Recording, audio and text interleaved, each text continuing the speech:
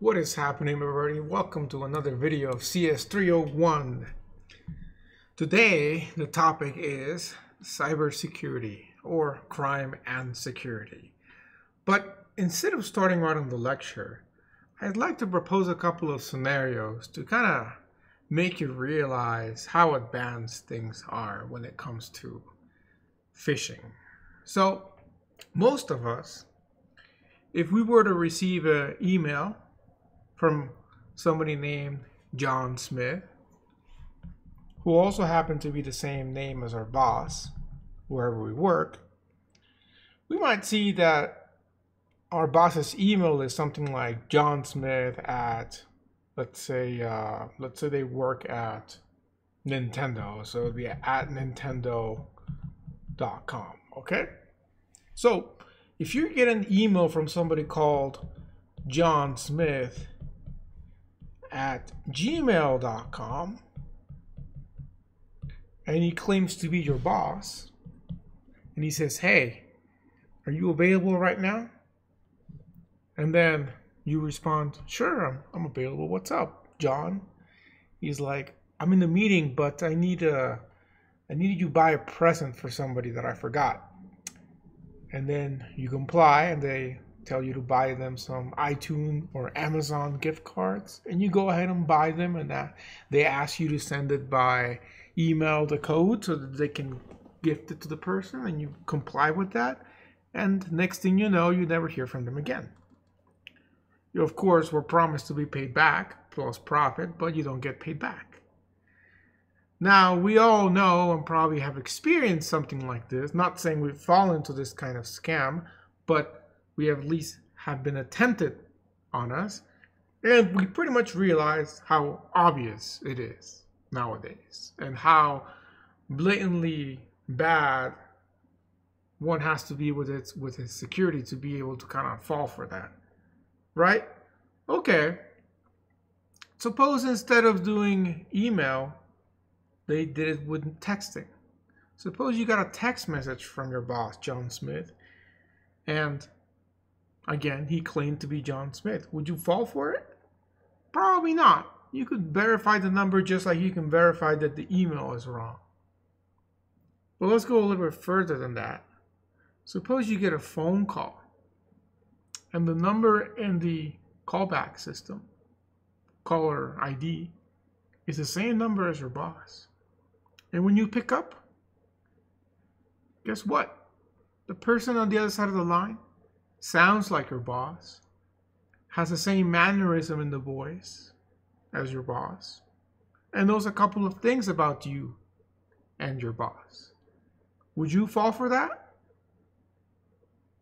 I probably would, but I'm not sure. It depends. The moment my boss starts asking me for money, I would raise some flags. But then again, it's easier to look at something than to experience it. Let's go a little bit further than that. Suppose that you get a call, a video call, and on the other side of the line is your boss. He looks like your boss.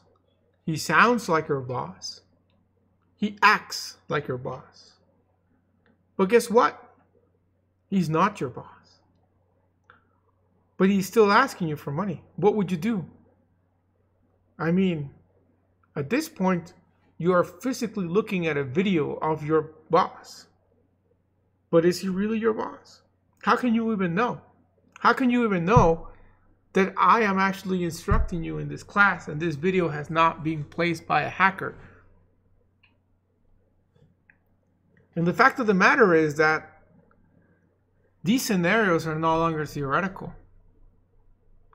There is something called deep fakes, which is just, it used to be a single system, but there's a couple.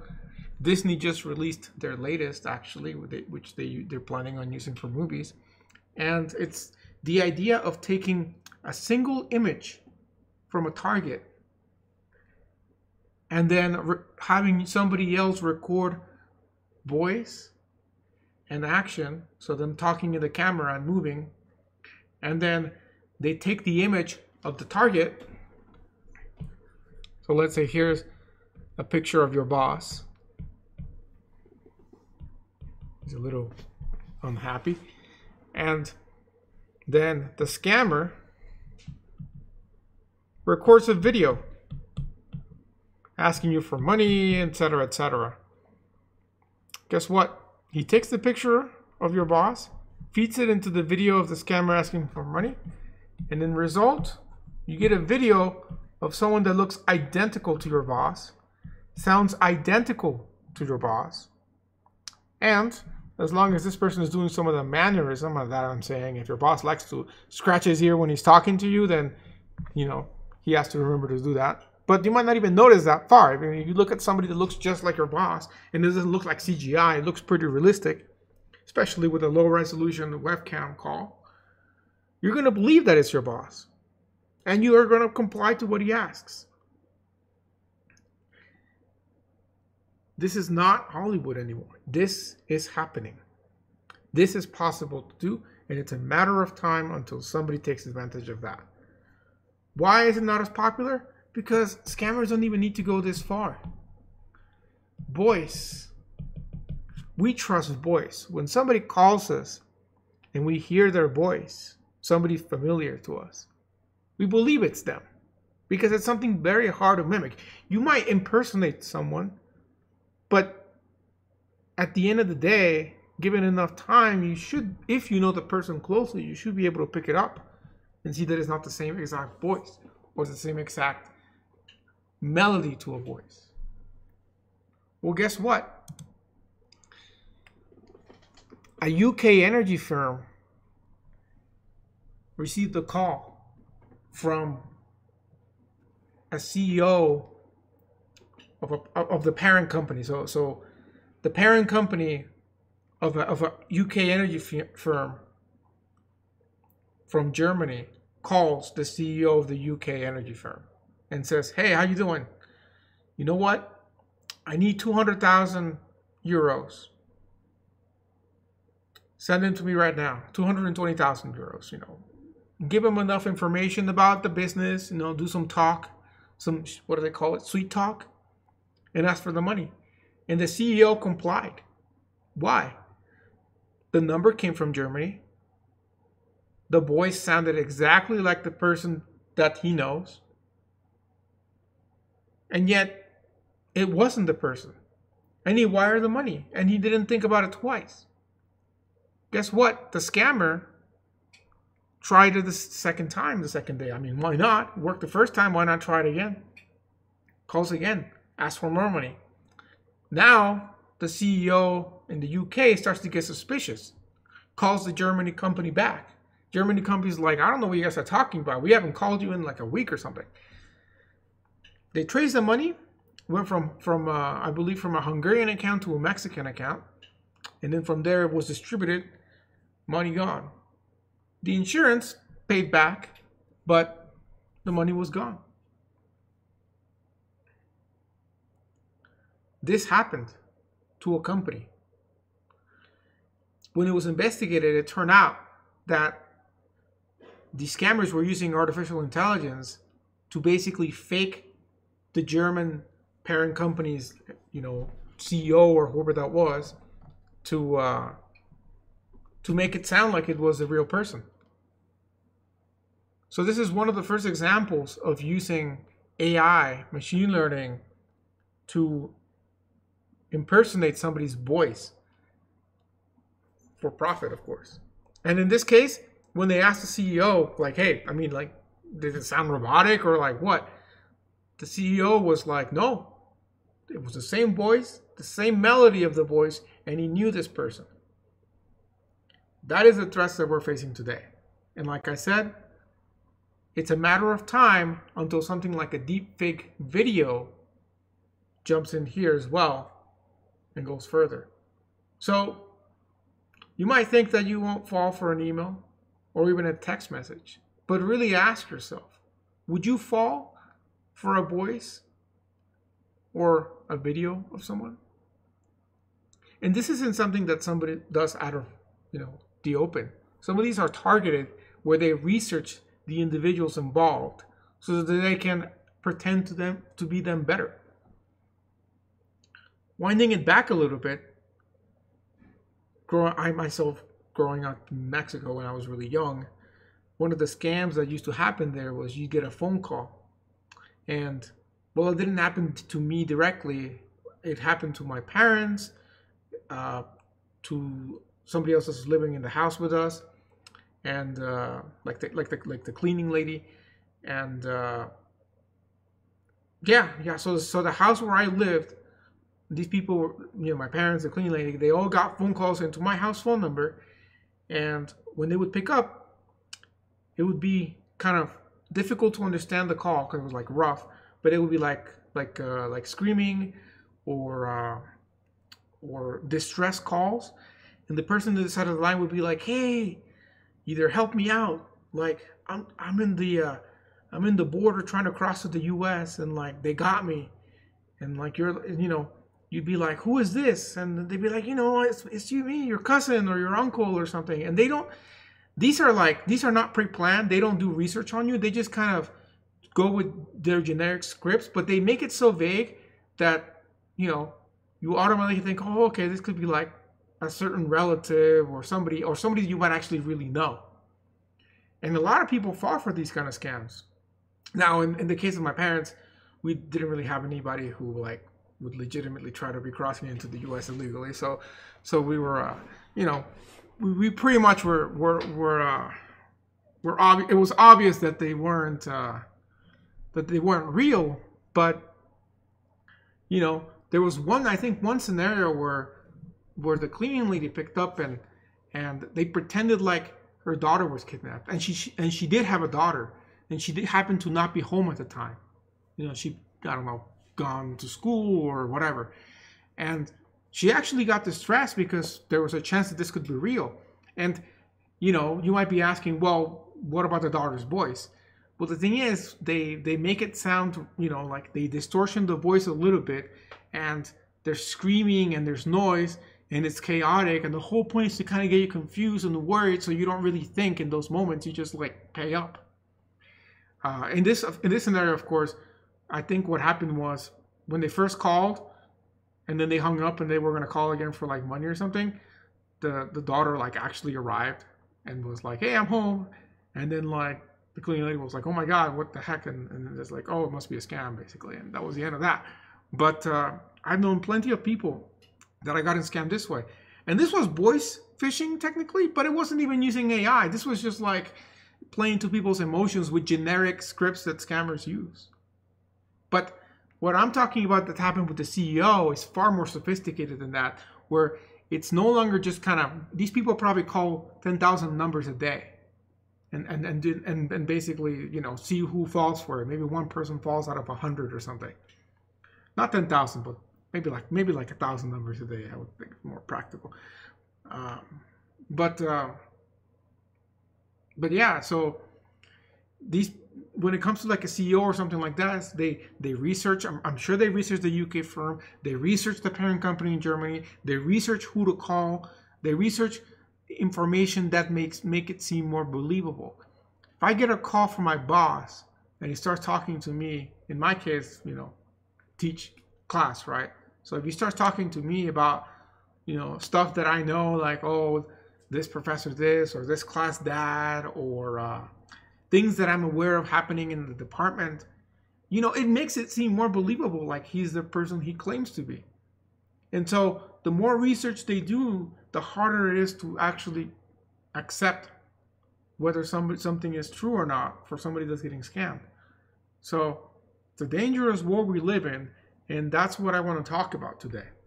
I want to talk about how technology is making it more easy to commit crimes, and how security is always at risk with technology. Now, that's not to say like, oh, technology bad, security bad, big thing. No, I'm saying that there's a good and the bad side, like everything, and that there are things that we can do to prevent us from falling victim to these scams, and things that we should do to try to avoid it. But ultimately, there's no guarantee. There's no guarantee because they're always a step ahead. And that's because it's there's money involved, and when there's money involved, people are going to find a way. So let's start by talking about what hacking is. So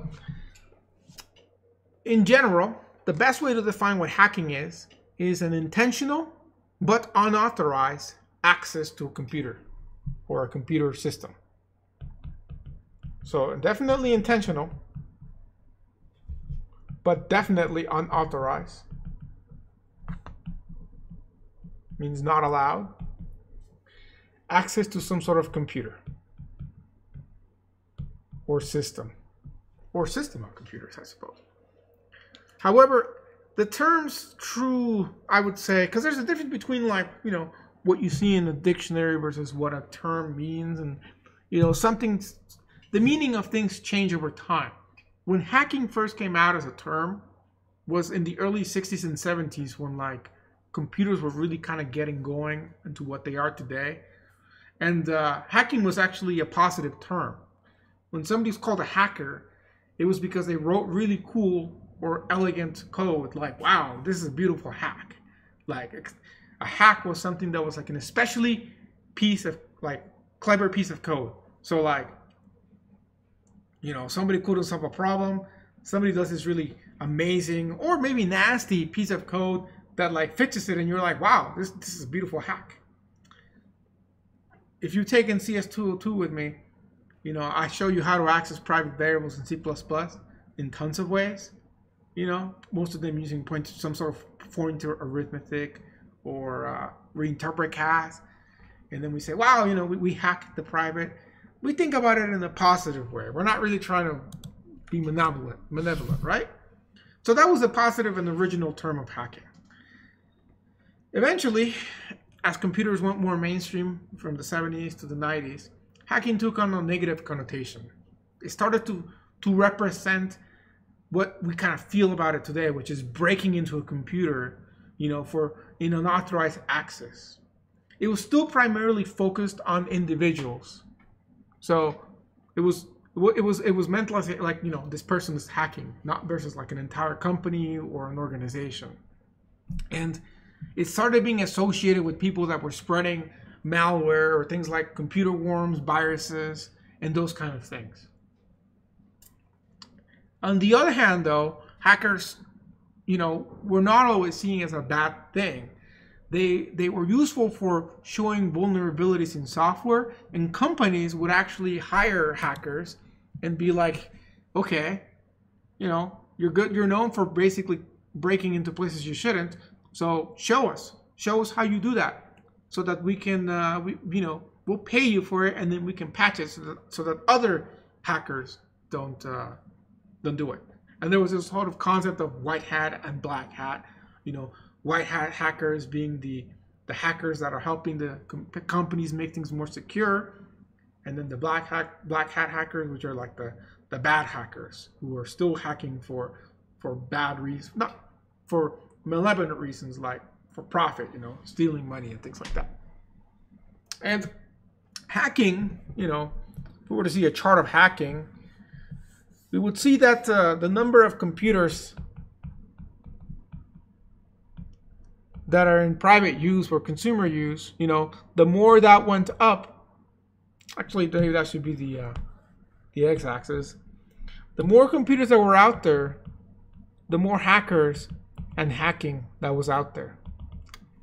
And with the growth of the web especially, that really changed how hacking would spread. Because back in the day, you know, the only anecdote I can tell you for that is when I was really young, and this is something actually my mom told me, so I just remember this because I was really, really young. My dad had a computer, and he was going to a school, again in Mexico, to learn how to use a computer. Like, to learn, like, I think it was like MS-DOS or BASIC or one of those things back in the day, right? How to, like, use that command line, essentially. And how to, like, turn a computer on and, like, load, because computers, you know, you would turn them on, and it's not like they had the OS installed. You have to, like, essentially install the OS or load it in every time you turn the computer on, because they didn't really have a hard drive. And so you know, when my dad went to the school to learn stuff, he made friends there. And then the friends were like, yo, you know, have you checked out this program or for that program or this game or that? And, you know, they would share them in like floppy disks back in the day, floppies. I still have some of those floppies. And so one of those floppies they gave him had a virus. And when he went home and put it in the computer, my mom says that the computer started like making like a ringing sound, and like the computer was like freezing up and whatnot, and there was a virus. Like the computer had an actual virus. So that was like the first experience that I'm aware of for a virus. I actually, believe it or not, will dream at least once a year that I'm using a computer and then the virus infects it. I'm like fighting the virus and like it does weird things, and yeah, it's like a recurring dream, which is kind of interesting because I mean, previous generations probably did not have those kind of dreams. So yeah, I have a recurring dream of having a virus infect my computer. Although I don't think I've ever really had a virus infect my computer that I'm aware of. I've had adware and things like that when I was really young, before I really knew about security. But I pretty quickly took care of that. So it kind of matches what the history of the computer was, because with the web, the way viruses would spread, which was with floppies and things, changed to a much more rapid rate. You could spread something through a computer, and that computer was connected to the internet, and that the internet means connections to other large amounts of computers, whether it was thousands or even millions of computers, you know, that you could spread the virus very rapidly. And so the popularity of hackers was associated with making viruses and things like that. Another usage, modern usage of the term hackers is in the form of hacktivism. And that's for political hacking. So it's still hackers, you know, unauthorized access, but with an agenda that is more than just for profit. In this case, it's for making a political statement, whether it is a positive or negative statement potentially. I mean, like any activism potentially, you know, could be, right?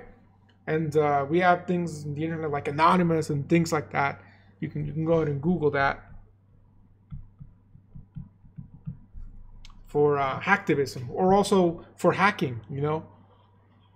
But technically speaking, the whether or not, you know, not making any claims and whatnot, but the 2016 elections hacking issue scandal with the leak of the emails from one of the candidates was a big thing. And that leak was done because somebody hacked into their account and released the emails, right? And again, you know, you can go read about that on your own and make your own decision on who, what, where, why, and how. But that is a big example of hacktivism that had very big, broad consequences up to today, even, I would say.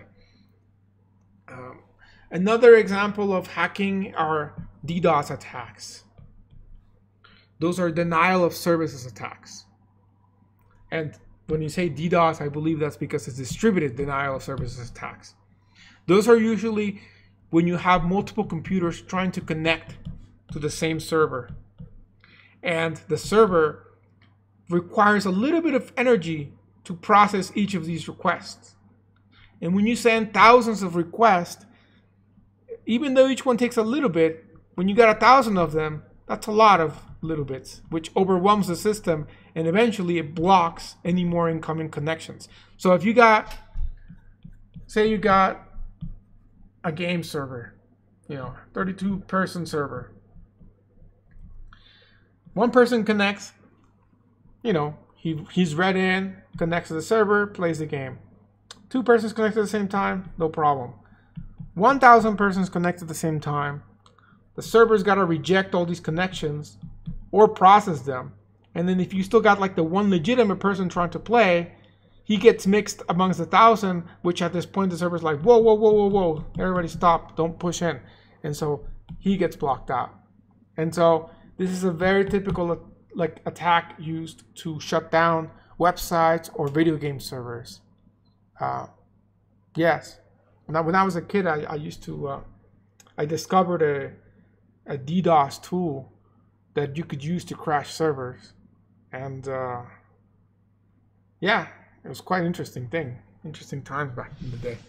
So, you know, as both a player and a person that was helping to develop some of these games, you know, on one side, yeah, we were able to crash servers, and on the other side, we had to figure out how to stop those servers from crashing and prevent, you know, the exploits that allowed a DDoS attack to happen.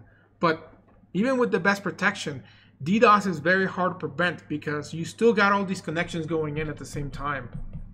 That could be legitimate. I mean, you could actually have a legitimate DDoS where, like, an example of that could be, I suppose, when something's about to get released on the website, you know, like the NVIDIA graphics cards or something. Everybody's trying to connect at the same time, hitting refresh to try and pre-order a card.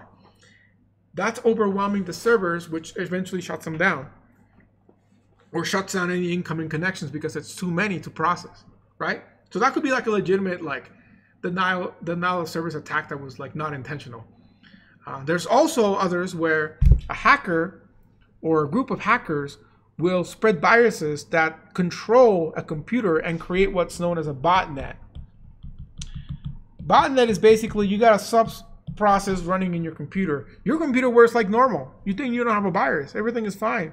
You know, maybe you leave your computer on when you go to sleep, and it's still fine. Except, whenever the owners of the botnet want to activate it, they send a ping to all the computers in the botnet, including your computer, and then your computer's like, I'm ready to go. You know, Skynet Online. And then they say, okay, we're going to make a really tiny request. You're going to try to enter this website. You know, and even if you're using the computer, you wouldn't notice it unless you're monitoring your traffic in your modem to connect to that website. And then you'd be like, huh, I'm trying to enter into like Nintendo.com. That's weird. I don't even own a Nintendo.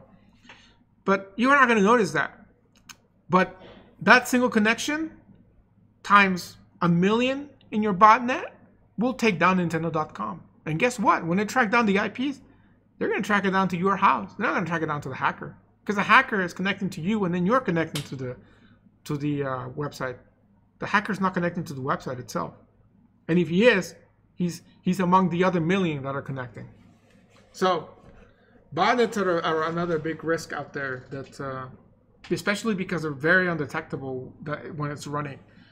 But you know, antivirus can detect it if they look at ports that are currently listening for connections, which will be coming from the owner of the botnet. So, anyways, that's what basically hacking is, and how you know it, and how it has grown over the years. It's the term. Not all hacking is bad. As I said, hacking can be useful for finding exploits, you know. But the problem is that, you know, while hacking can do no damage, it can also do significant amount of damage. An example of that is Stuxnet. Stuxnet, or Stuxnet, I'm not sure if I'm pronouncing it correctly. I'll post it on Wikipedia, the link on Wikipedia. But it was a computer worm or a virus that was discovered in 2010, but was probably created around 2005. Now, not exactly sure who created it, but there is a widely understood, and I'm quoting Wikipedia on this. These are not claims that I'm making. I'm reading Wikipedia right now. It says, the worm is widely understood to be a cyber weapon built jointly by the US and Israel. Again, that's what Wikipedia claims, and they got sources for that from different places, which are Washington Post, Ars Technica, and the New York Times. So I'm not claiming this is true or false, but I do recommend you read that.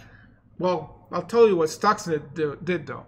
Stuxnet was specifically built to target computers at Iranian nuclear power plants, or not power plants, but centrifuges. Basically, what they use to make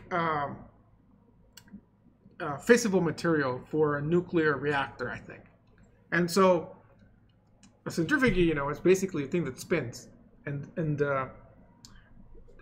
what they're doing is they're trying to enrich uranium, essentially.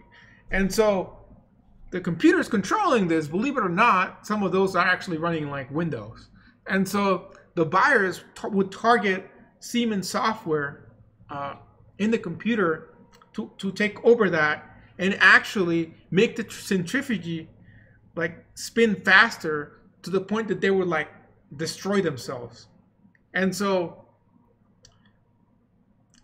using a virus which infected over 200,000 computers, they were able to destroy, I think it's 1/5 of the centrifuges in Iran. Yes, Stuxnet reportedly ruined almost 1/5 of Iran's nuclear centrifuges. And so here we have a virus, because I mean, most of the time you think of a virus, it's computer. Okay, you lose some data, that's the end of that. But think about it. Nowadays, computers are not just hooked up to digital systems. They're hooked to stuff that's mechanical, such in the case being of a power plant or something related to nuclear. And so they were able to destroy potentially 1/5 of Iran's nuclear centrifuges and affect their nuclear program. The reasons for that, again, there's a lot of tension between the U.S. and Iran related to nuclear. So you can go and read that on your own time.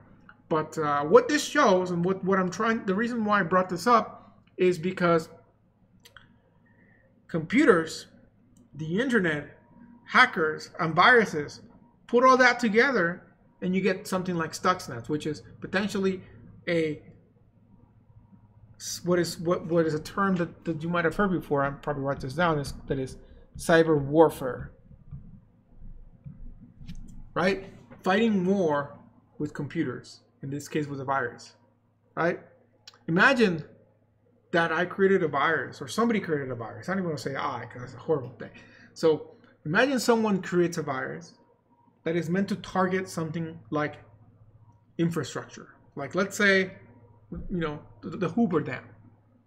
And let's say that the virus's job is to open all of the doors. And I don't know exactly how a dam works. I'm not going to claim here to be a dam expert. But and dam as in like DAM, not the other dam. But imagine that it opens the doors and like floods all the water out, and then just floods the river. So imagine in the Hoover Dam that a virus targeted that and just opened that up. Imagine the amount of damage something like that could cause, or a virus that would target the electrical grid and overload it so that it would eventually explode. And while that is repaired, you could lose power to a large part of a state, or potentially even the U.S., as a cyber attack.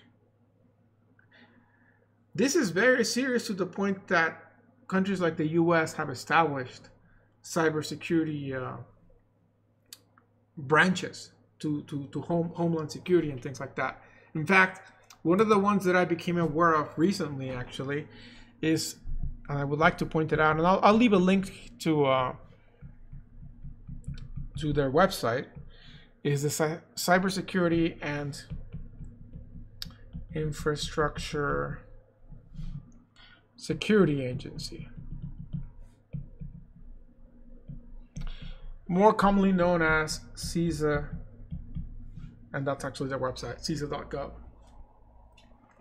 They focus actually on that, infrastructure security and cybersecurity, emergency communications, and actually election security too.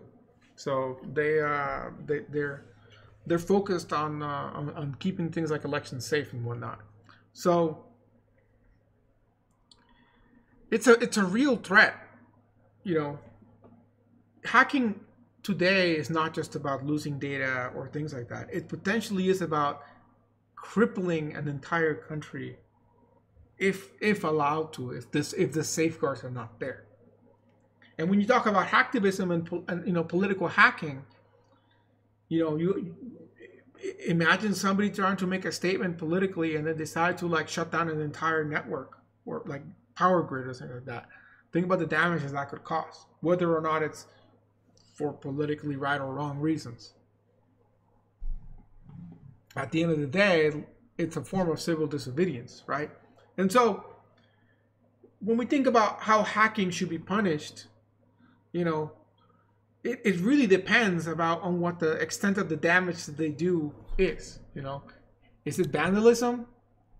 It's not the same thing for someone to hack and post a message on like the CIS website that says CIA got hacked, LOL, on like the front page, versus like somebody hacking the power grid and shutting down power to, you know, thousands of people, which could be, you know, in the middle of winter, and somebody could actually die from that. So there's also an issue with having to update the laws to punish hackers. So a couple of terms that I think I would like to write down from what I said is the white hat hackers and the black hat hackers. And these are not terms that I came up with. These are just terms that somehow became normal. Not saying that they're right or wrong to use. It's like how Git, you know, when you're thinking about Git repositories, the master branch was the primary branch, but then they switched master to main because master had like negative connotations with slaves and things like that. So, you know, I don't know. There's a lot of terms out there still that are kind of weird. So anyways, the white hat hackers, again, those are the ones that use their skills to demonstrate vulnerabilities and improve security, versus the black hat, which are the ones that hack for bad reasons. So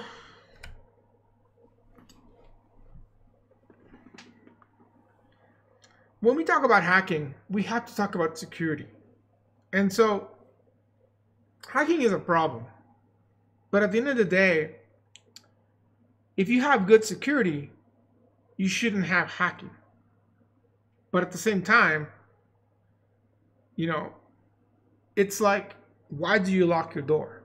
You lock your door not because you expect somebody to break in, but because it's a good idea to prevent in the case that somebody tried to break in, right? But at the end of the day, most people that I know, when they buy a house or when they move to a house, they get the keys to the lock and they make sure that they don't, you know, leave the keys easily accessible. But at the end of the day, the lock that they use in their house, it's not that hard to break. If somebody goes in there with a hammer, they could pretty much break in within a few minutes, or actually maybe within a few hits. Could they make that door more secure? Sure, they could make it. They could put extra locks. They could put a metal frame. There's a lot of things that they could do to make it more secure. So why don't people do that? Well, because there has to be a balance between convenience and security, and other things such as, you know, some people might have like an HOA that doesn't allow them to, like, say, put barred windows, so they maybe don't like how they look, you know, because your door could be super secure, but if next to your door you have a massive window, somebody could just break by throwing a chair at it and then just go in and unlock the door. So much for your security, right? And so the same kind of applies to computers. But the problem is that, you know, your house might be located in what somebody calls a good neighborhood or a bad neighborhood or whatever, but at the end of the day, you know where you live. The difference with the internet is that it's like anybody can go check your door at any time from anywhere in the world. And so the picture changes, because if I said, and I've lived in multiple countries, you know, I have a different sense of security when I'm in Mexico than when I'm in the US. And so I will, you know, keep things in a different form of level of security depending on where I'm at. It doesn't necessarily mean that when I'm in the US I feel more secure than Mexico, by the way. But I'm not claiming that. But certain places I would feel more secure here or there and whatnot. And so the problem is, if I said, okay, now somebody just invented teleportation, and I could have somebody from like the other side of the world teleport and try to break into my house in 1 second, I would really have to make my house as secure as the worst possible place where it could be in the world. And so that's what kind of raises the stakes with securities and computers. You have to plan that anybody in the entire world could potentially go knocking at your door to make sure that it's actually safe, versus people that are near you. And so, how to make something more secure and how to stop it? Well, there's a lot of things to do, and for that you got to take a cybersecurity course, really. But some of the terms that might be useful to know are things like firewalls, which are typically used to monitor and filter communication from untrusted places or that fit a profile that is suspicious. So, for example, you might have a more secure door for people connecting from a different country than people connecting from your local neighborhood, right? So that will be an example of like a real world version of a firewall, I suppose. At the end of the day, though, the problem with security in the past, I think, was that the big attitude that people had was playing catch up. See, they would release software that was not secure because they didn't test it to be secure. They just released it. And then if somebody hacked in, they would respond, see the exploit, patch it up, release a patch out, and then keep going until the next exploit was discovered. The problem with this is that playing catch up is not a very good idea because it takes a lot of time to play catch up. It's very slow to react whenever there's an exploit. And by then, if somebody already broke in, they could have already stolen your TV or things like that, right? If somebody broke into your house, like, okay, I'm going to just go with, my house has no security. There's not even locks in the door. And then if somebody breaks in and steals my TV, I'll look at how they broke in and then I'll make that more secure. So like maybe they broke a window. Okay, I'm going to bar up that window. But there's 10 other windows that they could have broken in. But I'm only going to bar the one that they broke in. Because I'm for sure, now I know that that's a security risk. Next time they smash my door down.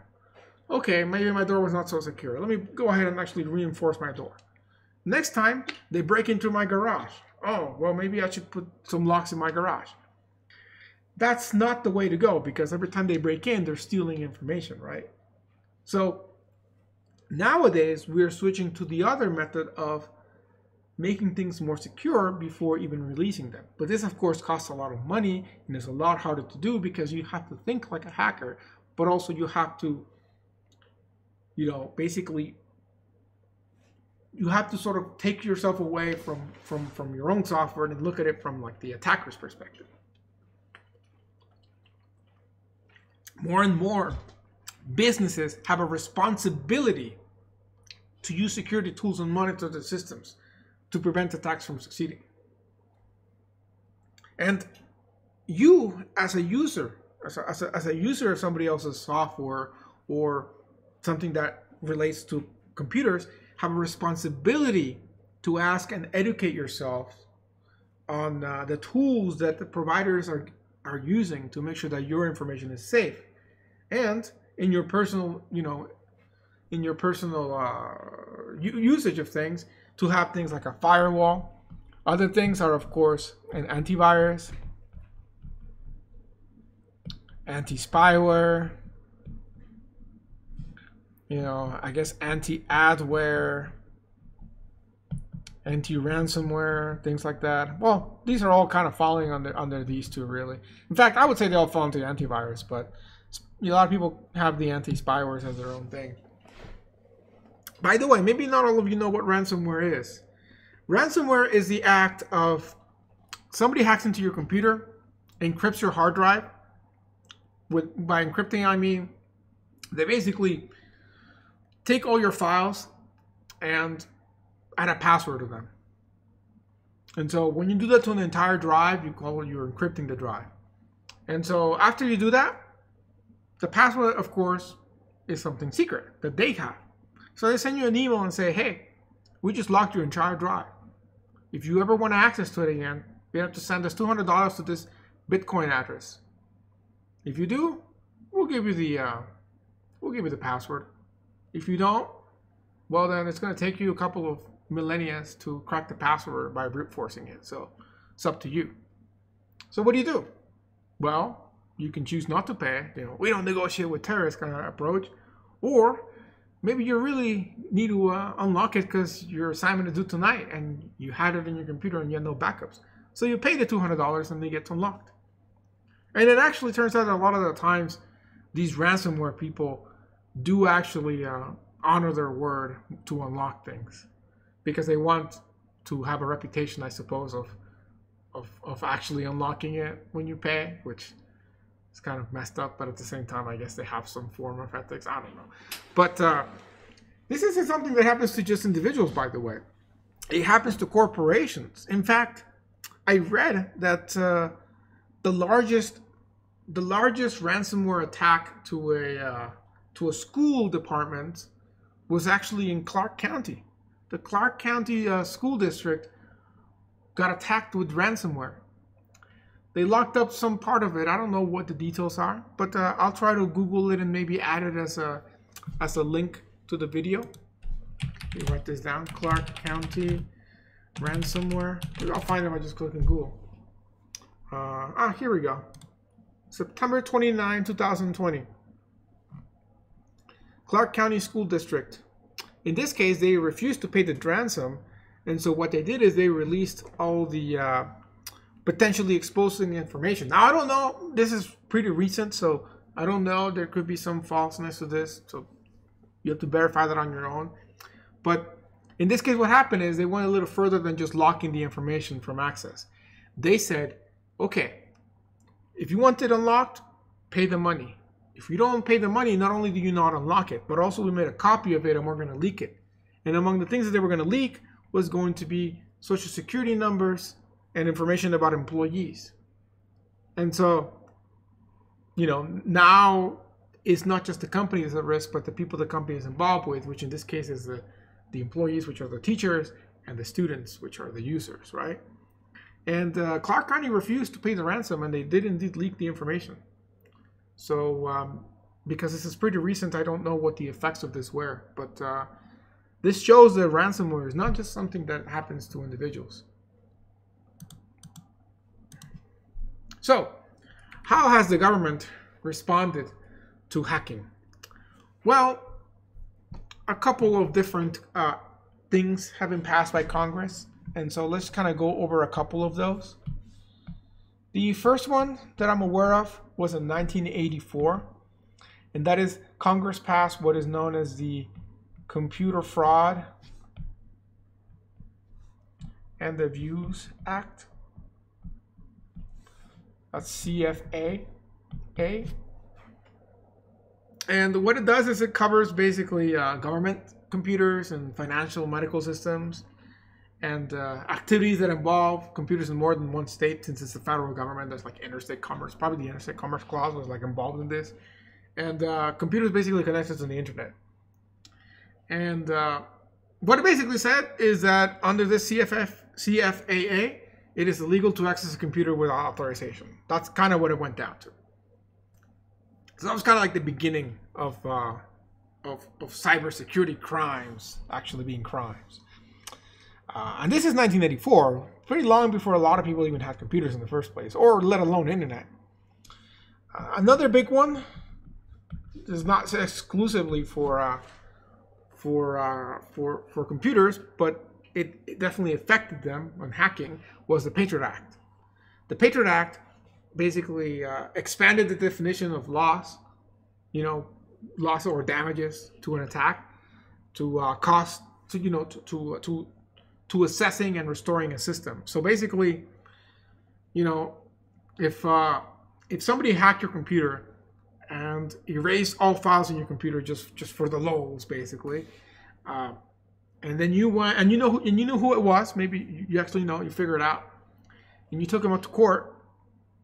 And then, he said, hey, look, your computer functions, right? Like, I mean, sure, everything was erased, but like the memory works, the hard drive works, everything works. You have no actual damage, no physical damage to the computer. And then the judge is like, what's a computer? This is 1990 or something, before the Patriot Act. And they're like, well, I guess the computer works, so stop complaining, And of course, I'm sure that now judges are more educated and things like that. I don't know. This is a theoretical scenario, but what I'm saying is, technically speaking, the hacker would not have to pay you any damages because it was strictly something virtual. Now, of course, the more computers are becoming common and you know, we figure out that actually what matters in the computer is not the computer, but the data inside the computer, you know, Patriot Act kind of recognized that and said that whenever somebody gets attacked, you know, hacker attacks them, it's not just about the damage, physical damage, but it's also about the virtual damage, such as having to restore a system or recover lost data. And so, you know, like in the case of Clark County with the ransomware, there's an actual damage to what it costs to them because now they have to restore the systems, right? That takes money and time, which is time is money, I suppose. So that was the Patriot Act. And now let's move on to talk about how they catch hackers. So the law. So law enforcement typically, amongst many things, what they will do is they try to keep tabs on things like hackers' newsletters or participate undercover in chat rooms or forums or things like that. They use what are known also as honeypots. And this isn't actually exclusive to hackers, but in general to talk cyber criminals. And these are websites that will attract the hacker, and then they will basically record and study what they do there, or expose them, you know, because they have to connect via an IP, and then bam, you catch them, you know. There's this whole pretty much new field known as computer forensic specialist, whose job is to retrieve evidence from a computer, even if the user has tried to delete it or erase the disk. One of the things I tell the CS219 people that I learned when I took 219 many years ago is that a lot of, you know, RAM itself is something that only survives milliseconds. Your RAM memory is being refreshed, you know, once every, I think it's every millisecond or every 10 milliseconds or something like that. Can't remember right now. But it's constantly being refreshed. And the reason it's being refreshed is so that the electricity, the charge that each of the each of the grid points hold does not decay and the information gets lost. And so it kind of gets refreshed because of that. And yeah, take 219 for that. Watch my 219 videos if you want to know more about that. But the point is that if you shut down a computer, you know, if your computer has ever crashed or power outage for a second or something where it turns off, if your RAM doesn't have power for a couple of seconds, the information is pretty much gone, or at least normally it's gone. However, whenever somebody raids, you know, like we get like a SWAT raid to a hacker or something, and they want to catch them in the act before they like shut down the computer, what they do, even if they shut down the computer, is they freeze the RAM. They basically just shoot like liquid nitrogen at it and freeze it, because that actually slows down the decay of the electric charge. And 24 hours later, even, they can actually recover some information by freezing it that way. So this is just one example of many ways that computer forensics are able to extract information, even from deleted stuff. There's also the fact that when you delete something in a computer, you know, it's not really deleted. All you're doing is you're marking it as unused space. Think about, like, we're CS people. That should make more sense to us, right? We're using an array. You know, we erase something from the array. We're not really erasing it. We're just marking that as not used. When we deallocate memory, we're just deallocating it, but the memory is still there. That's the whole problem with dangling pointers, right? That, like, if we have a dangling pointer, we can still access old memory that we're not supposed to be using anymore, which might still contain the data, and we can even keep writing to the spot. So that's kind of bad, right? So, you know, the same kind of applies to a hard drive.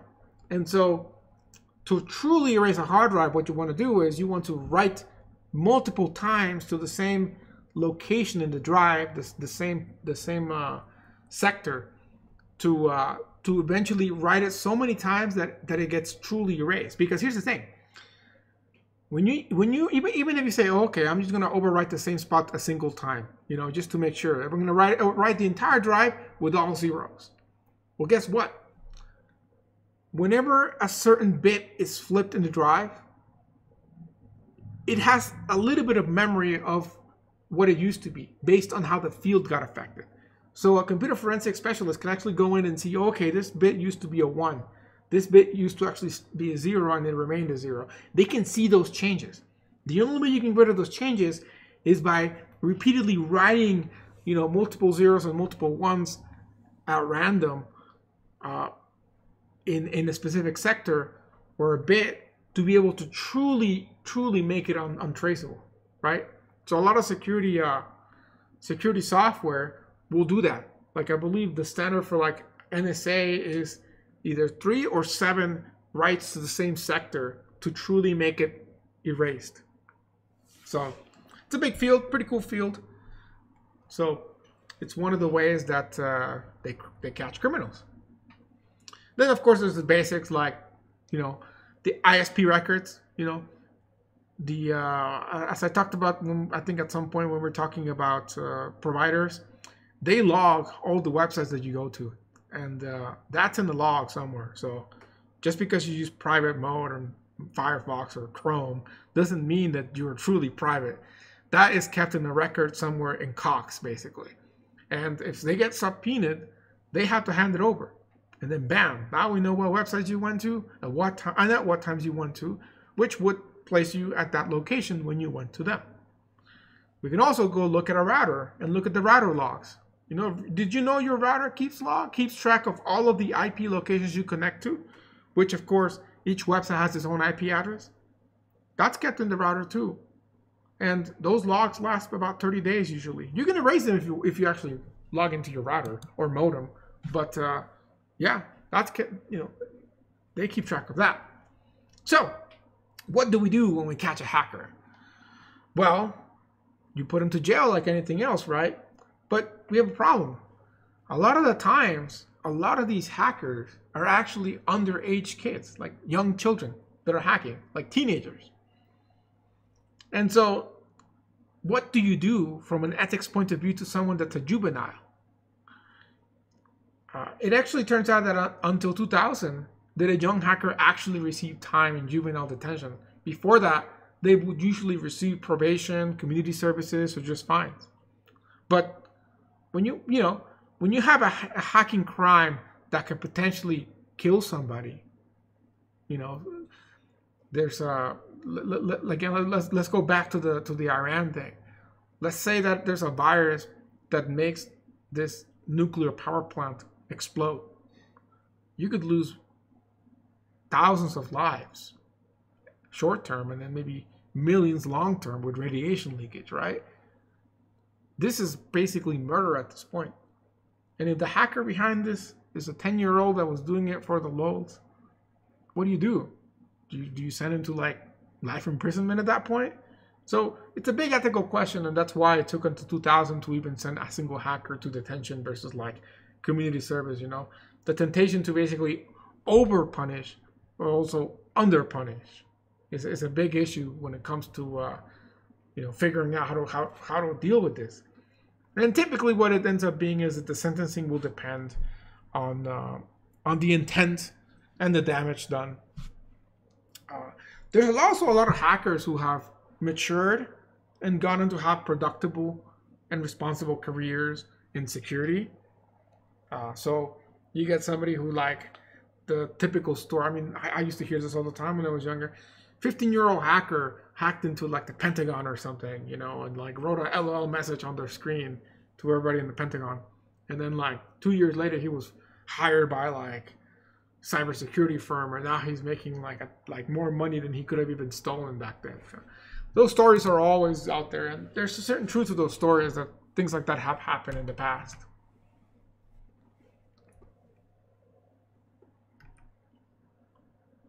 There's also, another thing I want to point out with hacking is that when we think about hacking and security breaches, we think about the big companies, like when Target got hacked and lots of information got released, or when one of the credit card companies got hacked. Not the credit card companies, but the background, what do they call them? Credit check companies. Let me see which one it was. Credit check company hacked. Credit Bureau. That's what I meant. Equifax. There we go. That's the one. Equifax. I'll post a link on the YouTube video. But like Equifax, you know, we think about like Equifax being hacked and Target being hacked. But what we don't think about are the small companies that get hacked.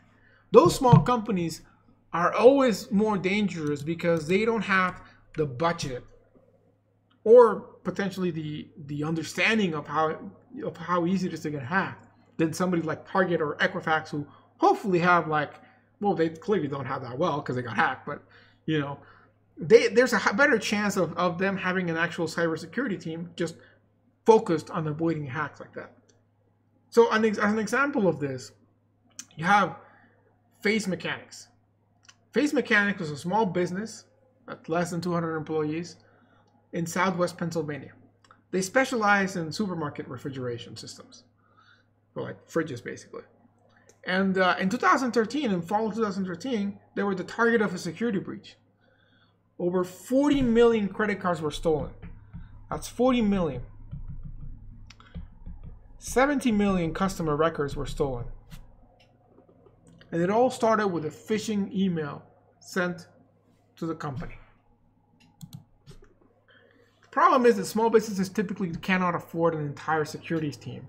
And they're usually gateways to the larger systems. And, unfortunately, usually go out of business after the hack. So, how can we stop this?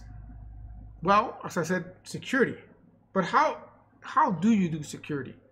Well, the problem is that most of the security breaches happen because of poorly written software or poorly configured networks and applications. So that's where cybersecurity experts or security researchers come into play. Their jobs are to audit and make sure that safe software is being used and continually audit the systems to make sure that there's no exploits. On the other hand, there's usually what are known as bounties. And those are usually rewards that companies put out in exchange of showing exploits. So Microsoft will say, hey, if you show us a security leak, a vulnerability in our system, we'll give you $20,000, just flat out in cash.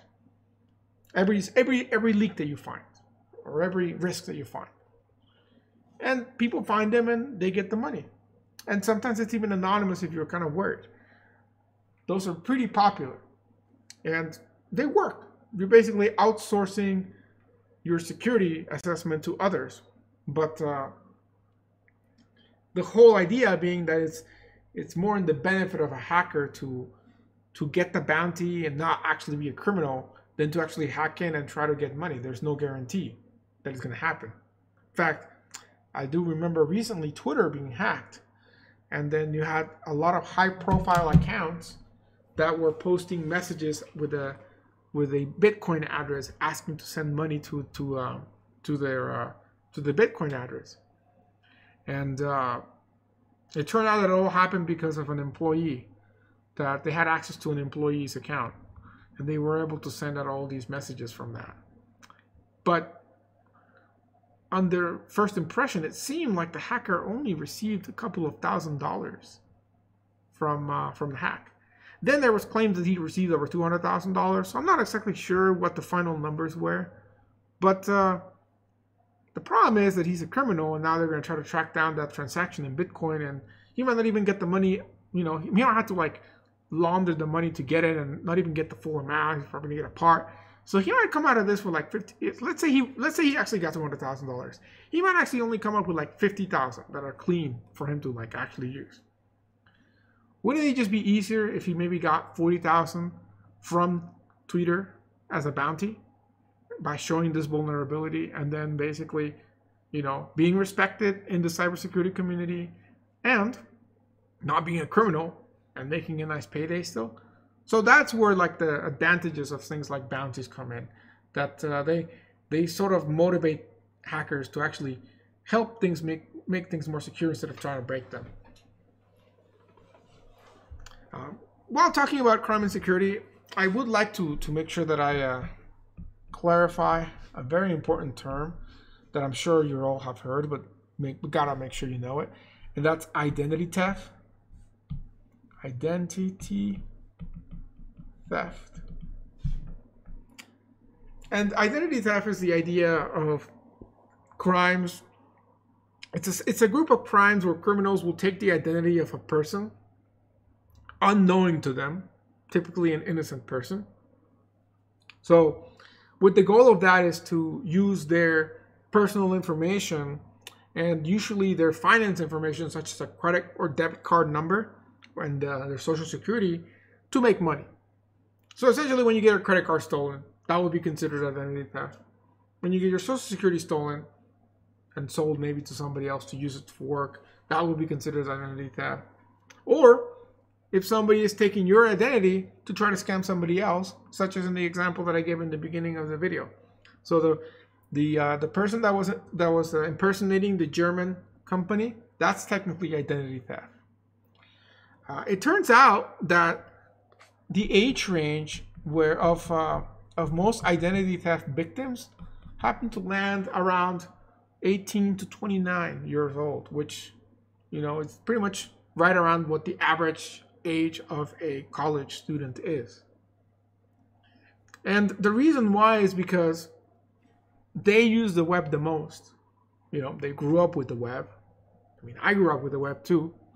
And they're usually sometimes unaware of the risks. Now, we are biased at that because we're CS people. But think about people that have used the web, but they don't necessarily understand computers and the internet as much.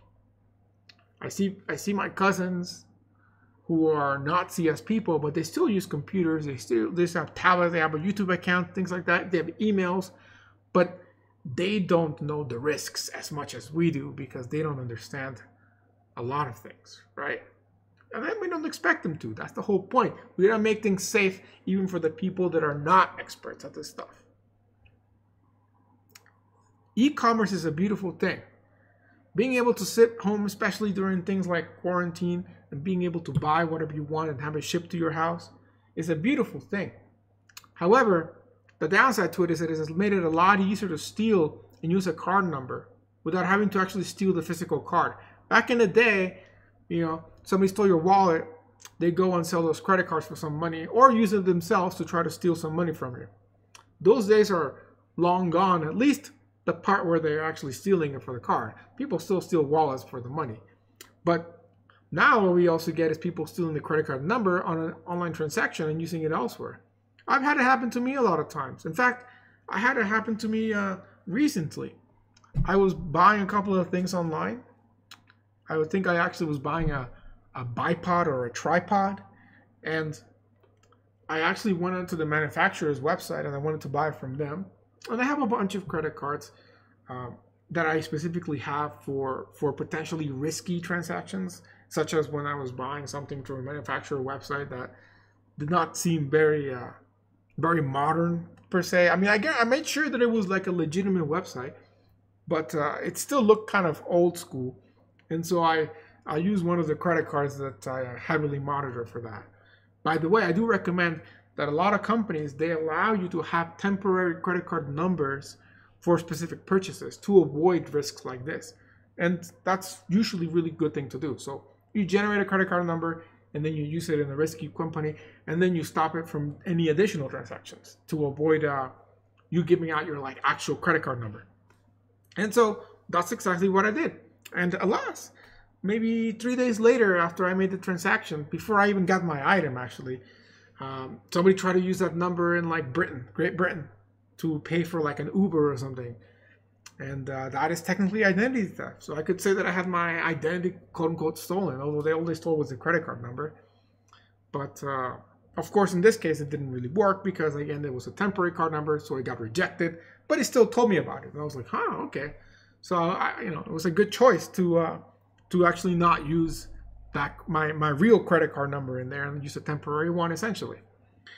So that is of course because I know of these risks. But you ask your average Joe who's not very familiar with computers, they might see Amazon and they might see this website and to them they look the same. They see the place to put the credit card number and they put it in, right?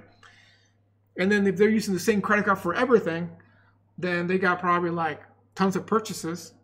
And then they might not notice some of the unauthorized purchases immediately either. So those are, of course, the risks with identity stolen. Some of the terms that I used in the beginning of the class when I was talking about the different scenarios, I like to write those down just to make sure that we understand them. So we have phishing. We also have smishing, which I guess is a term. And then vishing. These are terms that were in the book on the syllabus. So I mean, I've heard of phishing, but the other ones I'm not too familiar with myself. But the concepts make sense. And so phishing is where somebody pretends to be somebody else in an email. Like I said, you know, you get an email from your boss, John Smith. By the way, if your boss is called John Smith, then that's kind of that's just bad luck, because that's such a generic name that if I got an email from a John Smith, I'd be like, okay, this is probably not even my boss because John Smith is so generic. But anyways, you know, what I'm saying with that is, you know, if your boss's email is like John Smith at Nintendo.com and you get an email from like John Smith at Yahoo.com or like at Gmail.com, or maybe your boss uses John Smith at Gmail.com, but then you get an email from John Smith1 at Gmail.com. That might be easier to miss too. But yes, that would be considered phishing when somebody's impersonating somebody with an email. When they're doing that impersonation via text message, that is smishing. That's more risky because that means they got your text message as well. And then of course you have this one, vishing, which again is a term I'm not familiar with, but I'll go with the book, which is voice phishing. So that is the case that happened in the beginning that I was talking about with the CEO of the UK energy firm, which again, I'll post a link to an article on that so you can read further on that, because it's a pretty interesting story and kind of scary of what the future holds. And then there isn't one for this, but I will inaugurate the term by calling it, I guess, so it rhymes with these. It would have to end with shing. So maybe face shing. Face shing, we'll call it. I will not ask you that on the test, at least by that word. Or maybe I will, I don't know. I can do that technically. And that would be face and voice phishing using a deep fake AI technology. And so these are all terms for essentially the same thing, which is somebody is trying to steal either more personal information or financial information by disguising themselves as a legitimate contact, whether it's a legitimate business contact, such as your boss, or a legitimate contact from your family, because that could happen too.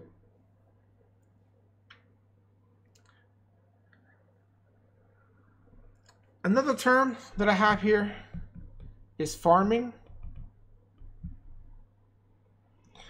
Farming is a false website that will fish for your personal and financial information by planting a false URL.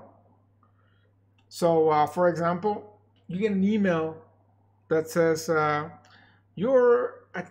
got these myself, and like, I'm not a big Apple user. In fact, I don't think I really used Apple until like the last 2 or 3 years recent now, because like the iPad was like, I guess, the first Apple device. Oh no, I had the MacBook. So the MacBook was my first Apple device, and that was probably like 2 years ago. So yeah, but like even like 4 years ago, before I even had like an Apple device, I get emails that said like, your Apple account is like, has been blocked. Click here to unlock, or something like that. And it would come from like, you would look at the email and it looked like it came from Apple, but it would be like apple123.com or something that was clearly not the right domain name server. And so the idea was they made it look like an official Apple email, but it wasn't. And the idea is that you click on it and you open it and you would see a website that would be identical to the Apple website, asking you to log in. And if you enter there and log in, then you actually would log into Apple. And you would think that everything's okay. But what was happening behind the scenes was the website you clicked on was not real Apple. And if you would looked at the URL, you would have seen that. But you're not focused on that at the time. What turned out to happen is they get your information and they log into Apple, so you don't even notice that it's happening. There's someone in the middle taking the information, like a man in the middle attack kind of thing. And so that's another way that they steal information. So basically, we'll call this the fake website. Other ways that people that do identity theft get information other than these is basically web crawling, really. So like a lot of people have some sort of personal website, or they have an online resume and job hunting websites, and they have work history there, birth dates, pretty much sometimes even their social security numbers, which you really should not put your social security in your resume, especially if you're uploading it to a website. But the point is that a lot of people post all this information online. They have Facebook or MySpace back in the day, all these online profiles, LinkedIn, and all people have to do is look for you online and put all these together, and they can make a profile on you.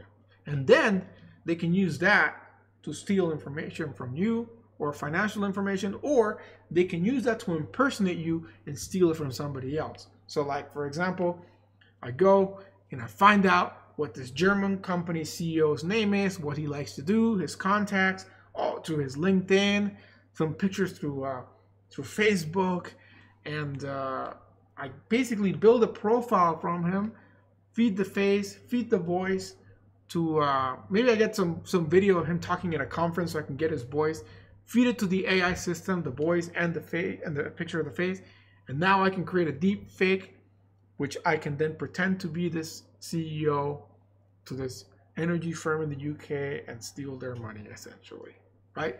So it's an elaborate operation, but think about it. For 200,000 euros, I'm pretty sure that they were willing to do it for that, and they did.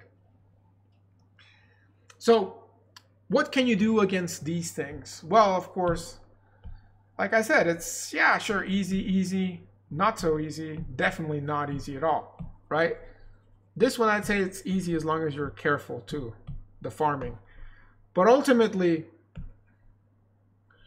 it's always very important that you authenticate emails and websites, and phones too, phone calls. Also, to use encryption to securely store data, so that if it gets stolen, it's useless. So like if your phone, your iPad, your MacBook, your laptop, if all these things, if they were get stolen in a train or something, if they're encrypted, at least you know that the information will not be able to be accessed. Sure, the device is gone, and that is a monetary loss to you, but at least your information is safe, which can have greater reach out there. On the side of a company, it's important that they authenticate a customer to prevent the use of stolen information, which may trade convenience for security. A lot of times, for example, this is something that I see being used in Europe and in Mexico, but not really in the US. And I personally hate it, but I can see why. So here in the US, if you go make an online purchase, you put in your credit card number, you put in like that little secret code on the back or front of the card, put your name and your address, and you're good to go. There's no confirmation needed usually.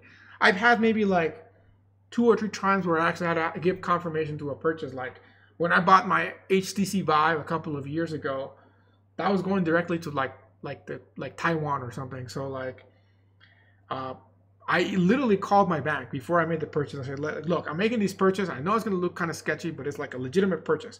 And I called them because it was going to be a pre-order. So I needed to like place the order like ASAP. Alas, I go in and I try to place the order. It gets blocked. And I get an alert on my phone saying that potential fraud, right? And I have to call them and be like, I literally called you guys like yesterday. I'm going to do this pre-order and it still did not work. And they're like, sorry, okay, you should try it now. And I go on and call again, and I was able to place my pre-order. But, I think I had to wait 2 more weeks for the Vive to arrive because all the pre-orders happening. Of course, this was before, these were the days when you could actually pre-order things before like trade bots like took over. So anyways, the point of that is that aside from those cases, you very rarely have to confirm a credit card purchase here. In Mexico, and I also saw it in Europe, when you make a purchase online, you actually have to use a token that you have either on your phone, or back in the day you actually have to have like a physical token. And what a token was, it looked like a little calculator, essentially. It had like a couple of numbers in here, like 1 through 9, or just a couple of buttons actually, and then a little screen that would show basically like, this was like a two-factor authentication, like before two-factor authentication was a thing. Yeah, actually, that's a good way to think about it. Two-factor authentication with an actual physical device that was meant for this. And they would give you this device, and whenever you made an online purchase, you have to actually give in that code. Every time you use your credit card online, you have to give that code. And it was a pain, because like if you didn't have the device with you, then you could not use your credit card essentially. And but nowadays they made it in nowadays it's in your phone, so it's more convenient. But like back in the day, like 10 years ago, when like it was actually a physical device, like they made it smaller. But I remember the first device to scale was like bigger than a credit card, and like as thick as a phone. So like that was not convenient to carry around. Like it was actually a risk to carry that around, because if you lost that, then you have to go to the bank and get a new one. And it's like, okay, it's not good that you're giving these out easily. The bank will not be very happy and things like that. So it was a pain, and it still is a pain actually. But I can see why, because it allowed that if you lost your credit card, you required both devices, the credit card and the security device, to be able to do online transactions, right? So this was a good example of essentially trading convenience for security.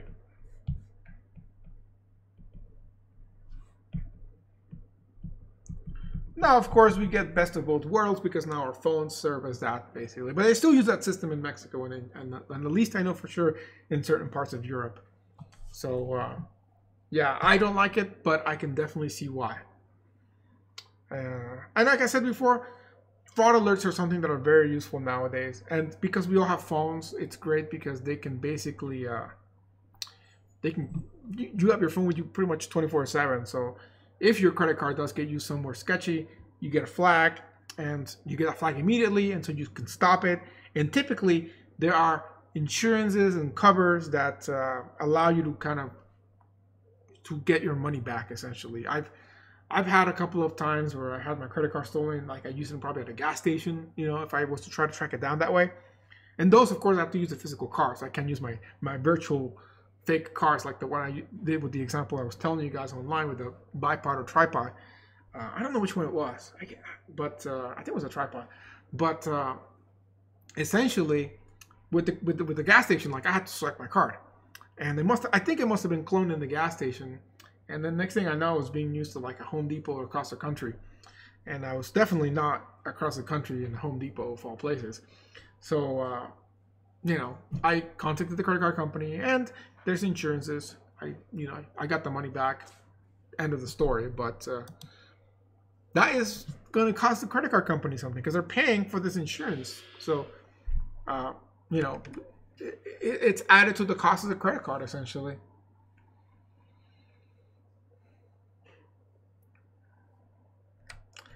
Another example of security, I think this will be the last thing that I tell you, is PayPal or intermediaries have taken advantage of this risk association with using your card online. So like a service like PayPal will act as an intermediary, where you give PayPal your credit card information, and then they pay the merchant, but the merchant does not see your credit card. And so PayPal essentially has become a very huge company thanks to that. And I believe, before I say this claim, let me confirm that it's true.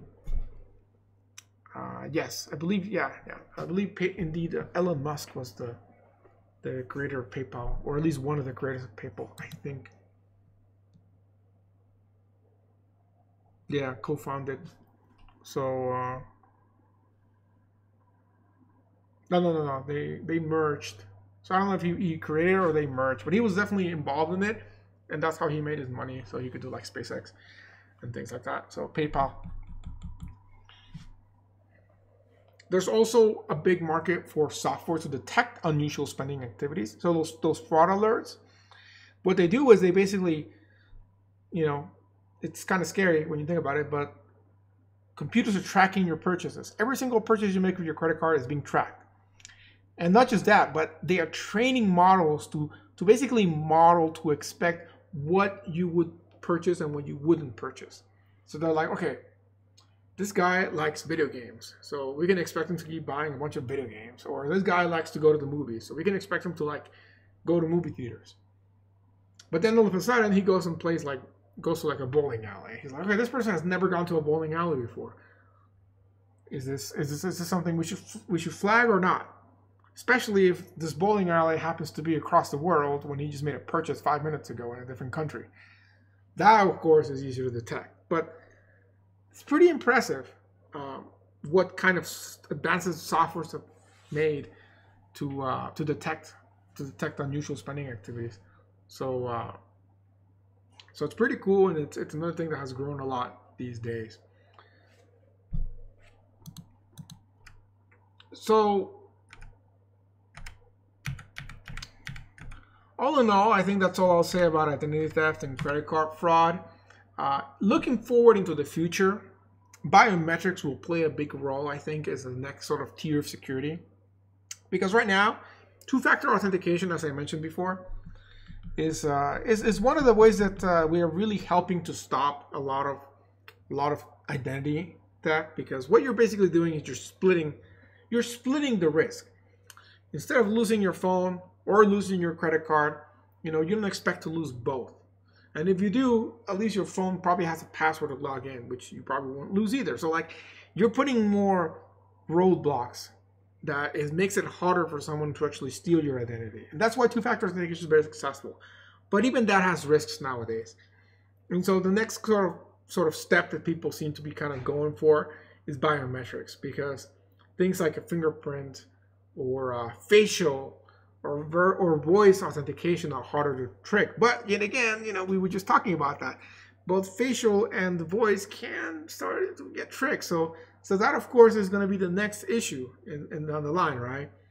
So, I mean, we've all seen Mission Impossible, where you can take somebody's thumbprint into a little plastic thing and then basically clone it that way, So biometrics are not necessarily perfect, but the idea is not that there's one device that's perfect, but that it's a combination of devices that make a system more secure. Put more barriers so that if some are cracked, hopefully not all of them are cracked.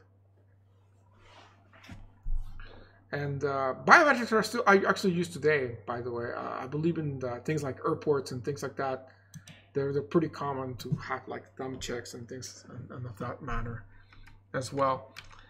Finally, along with security and crime and law, we need to do a quick. I've mentioned this before, but I want to bring it up again in this area with crime and security, which comes in who rules the web, who rules the internet, whose job is it to rule the internet. The problem is, of course, that the internet is not in one location. The internet is everywhere and nowhere at the same time. So there's no easy way to enforce a specific law on the internet, because some countries, something may be legal, and in other countries, the same thing may be illegal. And so it's very hard to prosecute something when it's in a different country, but it's international at this point. And it's not just for individuals, but corporations as well, right? So an example of that is let's talk about Germany and France. So there's a lot of memorabilia from World War II that is considered to be illegal in France and Germany to be displayed or sold. So Yahoo was sued in French court because French citizens were able to view this World War II memorabilia on auction sites based on Yahoo servers. And so the question became whether French law should apply to the Yahoo auction sites on Yahoo's computers that were actually located outside of France or not. And so it's a mess. We get Pirate Bay. Pirate Bay loves to keep changing countries where it's hosted to avoid being shut down by by copyright, enforcement, like the U.S. So, in fact, talking about circumventing copyright, some time ago there's this guy called Dimitri. Let me write his name before I try to pronounce it. Sklyarov, Dmitry Sklyarov, I think it is. Sklyarov. Yeah, something like that. But, yeah, let's call him Dmitry. So Dmitry, he actually wrote and sold a program that circumvented DRM in books, things like that. So basically to prevent copyright infringement. The program under Russian law was technically legal. Surprise, surprise. But it was illegal in the US. And so the author actually came to the US to a conference to talk about the weakness used in ebooks and how he had hacked it and things like that. So like an academic conference or hacking conference, I don't remember. But as soon as he landed, he was like arrested. He was like, well, we got you now that you're in the US. So of course it became an international incident. And there was protests in the US and Russia, and eventually he was allowed to return to Russia. But this shows the problem that it's very hard to control and enforce laws in the internet because it's all over the place. So it basically becomes the idea of cooperation between countries to try and limit, but it's still very hard. And that's why they say that we still live in this sort of Wild West era of the internet, because there's no easy way to control it.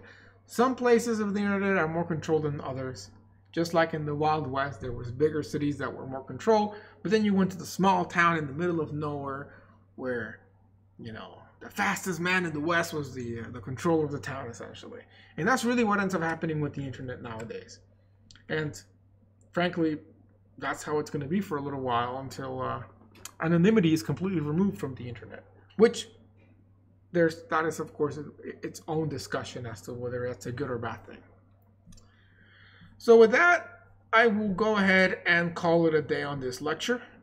So I hope that I gave you a very brief introduction into cybersecurity and crime security.